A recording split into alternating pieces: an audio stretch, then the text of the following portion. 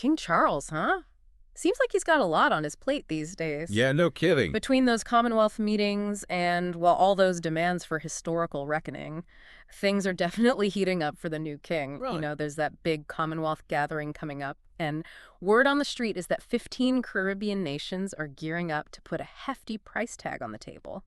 $240 billion, to be exact. Wow. Apparently, that's their demand for reparations for slavery. Makes you really stop and think about the weight of history, doesn't it? Especially since Charles himself has talked about facing the legacy of slavery before.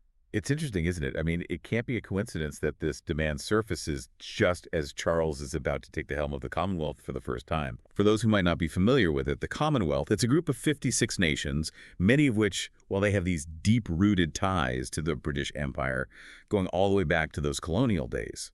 So to have this issue, this talk of reparations, play out on the world stage during his very first meeting as head honcho, well, let's just say that's a lot of pressure for anyone, even a king. Oh, absolutely. Talk about being caught in a tough spot. And it's not just the international scene either. You've got things brewing within the UK itself. Like, take the recent handover of the Chagos Islands to Mauritius, for instance. Oh, the Chagos Islands. Now, that's a fascinating case. See, they were actually separated from Mauritius by the UK before Mauritius even gained independence. And then, to top it off, the UK went ahead and established a military base there. So this handover, it's not just a simple land transfer. It's a significant move, a kind of acknowledgement of past wrongs, at least in that regard. It's like they're trying to right some wrongs. But then on the other hand, you've got Foreign Secretary Lamy openly calling out what he calls the lies of imperialism. It begs the question, is this a genuine change of heart we're seeing, or is it just strategic maneuvering, especially with this huge reparations bill looming large? I think that's the question on everyone's mind at the moment. I mean, $240 billion, that's a staggering sum. Yeah.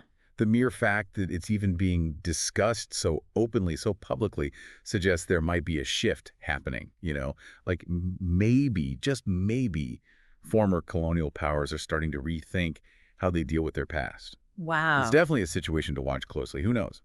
It might even set a precedent for how other nations handle similar issues. It'll be fascinating to see how everything unfolds. Agreed. Definitely something to keep an eye on.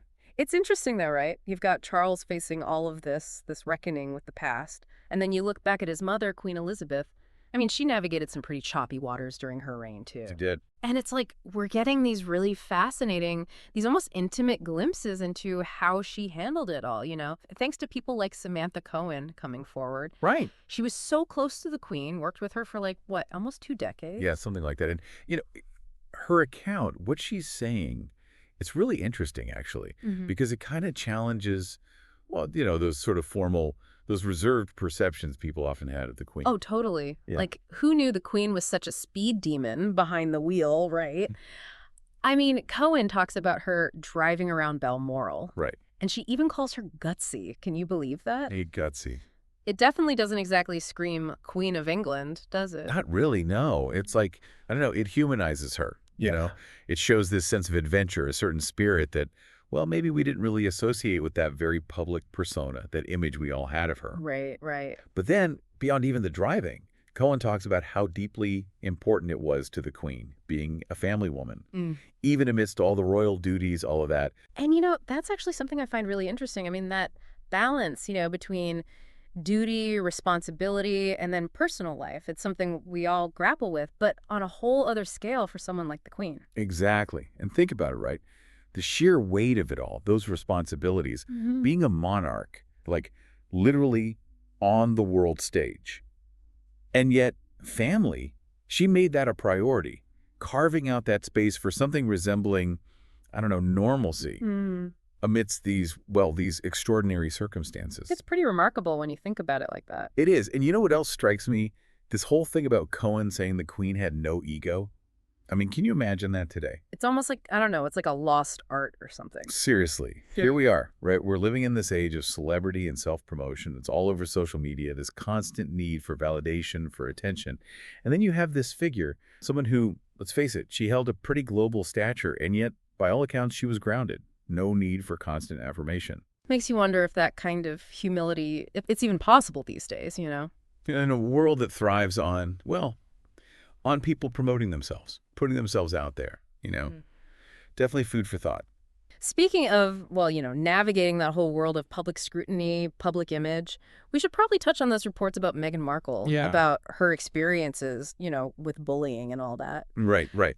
I think this is where, getting the full picture, like, really becomes important. Absolutely. Because you've got Vanity Fair, right? Mm. They come out with this headline, makes it sound like she's claiming to be one of the most bullied people in the world. I saw that. And then you have the New York Post, and they clarify things, saying that actually she was just sharing, some personal stories about online bullying specifically. Oh, okay. It just goes to show how easy it is for those narratives to get, well, twisted, especially in this day and age. I mean, social media can be a minefield. It really does make you realize, like, how much context matters. Mm-hmm.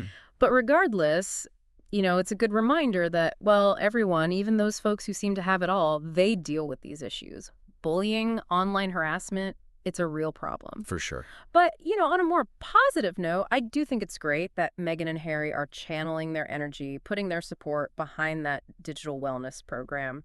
What's it called? Social Media U? Yeah, Social Media U.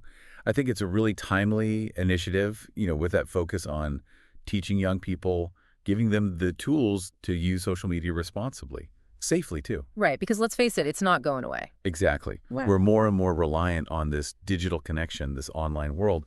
So teaching these kids, this next generation, about digital literacy, about healthy habits online, that's huge. It really is. Makes you think, doesn't it? About perspective, about the bigger picture. And it's funny, we've covered a lot of ground in this deep dive. I mean, we started with these really heavy topics, these historical injustices. And then those more personal stories, those glimpses into the lives of, well, royals, both past and present. I think it just goes to show, how much the monarchy, it still fascinates people. Even now, with everything going on in the world, those stories, those themes of power, of legacy, and then just the human experiences, right? Behind the crown and all that, it resonates. It really does. And the thing is, there's always more to uncover, more to learn, more to explore, right? Always. So maybe here's something for you to ponder for our listeners as you go about your day. If you could ask one question, just one, about the British monarchy, past or present, what would it be? Just something to think about. Who knows, maybe in a future deep dive, we'll tackle some royal inquiries from all of you. Until then.